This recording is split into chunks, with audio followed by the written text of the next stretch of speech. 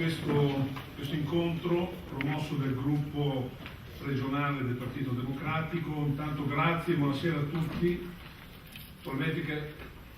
arrivare in tangenziale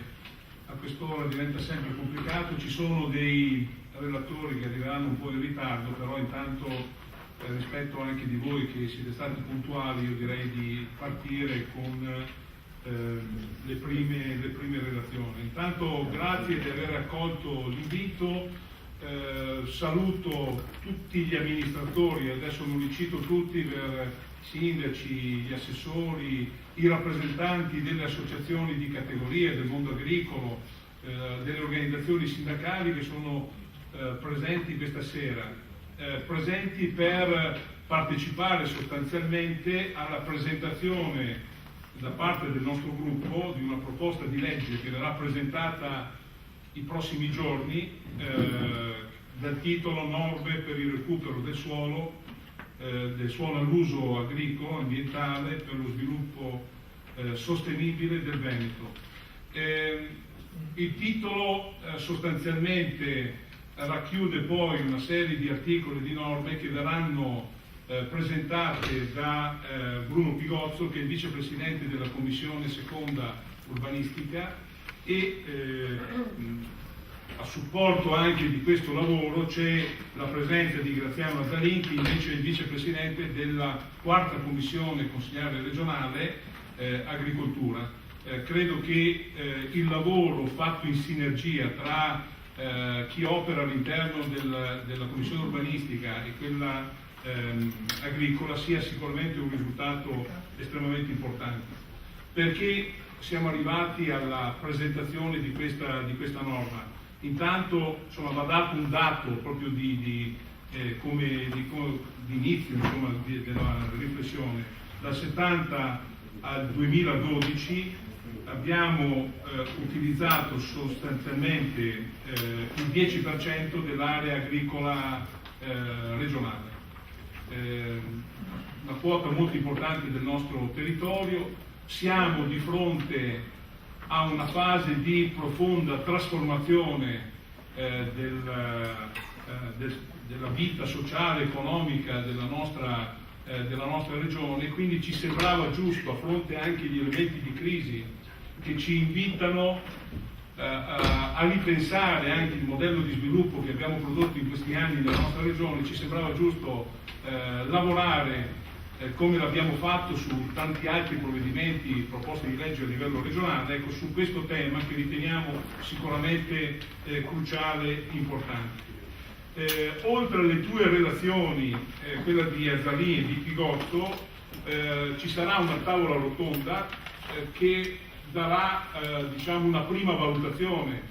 del lavoro che abbiamo proposto. E a questa tavola di discussione partecipano l'onorevole Gianni Del Moro, che è membro della Commissione Agricoltura della Camera, Antonio Dalla Pozza, assessore all'urbanistica e ambiente del Comune di Vicenza, Vittorio Mina, architetto, Viviana Ferrario, Università IUAB di Venezia, che arriverà un po' in ritardo, Mauro Pasquali, presidente del Food Veneto. Coordinerà la tavola rotonda poi Fabrizio Stellutto, presidente di Algar, che poi dirà anche bene cosa questa sigla rappresenta in termini di funzione e ruolo. Quindi ecco, questa è l'impostazione che vogliamo dare, il lavoro che vogliamo fare da qua ai prossimi giorni. Tenete presente che da qualche mese il centrodestra ha annunciato un'ipotesi di legge che sostanzialmente stava sui temi che affrontiamo con la nostra, però questa proposta di legge non l'abbiamo vista, non è stata presentata. Siamo in una fase anche particolarmente delicata e calda della discussione su temi che riguardano lo sviluppo urbanistico e edilizio della nostra regione, perché come sapete a fine novembre scadrà la cosiddetta legge sulla casa. È una legge che è stata riproposta dalla maggioranza. C'è un dibattito abbastanza articolato e acceso sulle modalità e temporali e poi applicative di questa norma. Naturalmente il tutto, anche questa legge si inserisce in maniera abbastanza direi puntuale, ecco, in una fase di discussione su quale tipo di sviluppo, su come aiutiamo anche le imprese a svilupparsi e a crescere in una fase così complicata, come si fa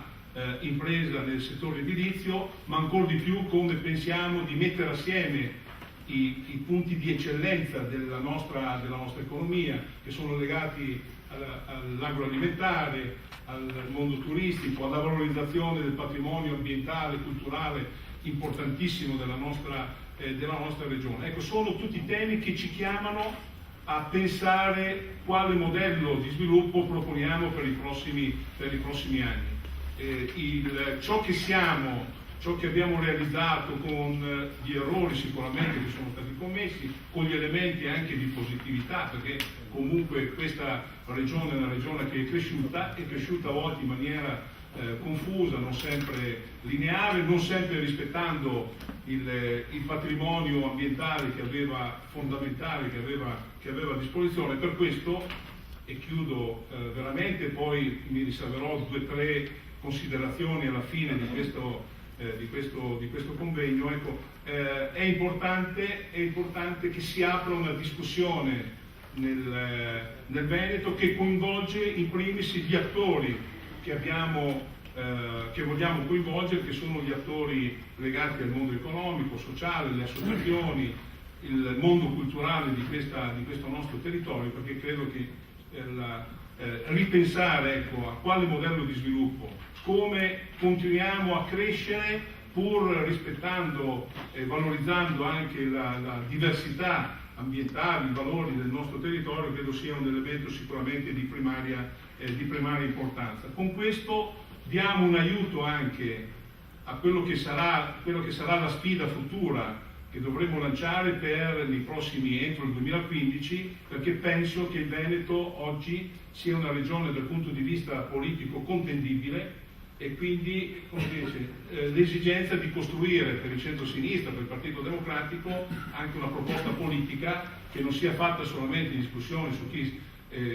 sarà il futuro candidato che dovrà, seppur importante, la nostra coalizione, ma la costruzione di un progetto che sia in sintonia e che sicuramente presenti elementi anche di innovazione, di governo, di innovazione politica per i prossimi anni per il nostro territorio. Con questa ambizione io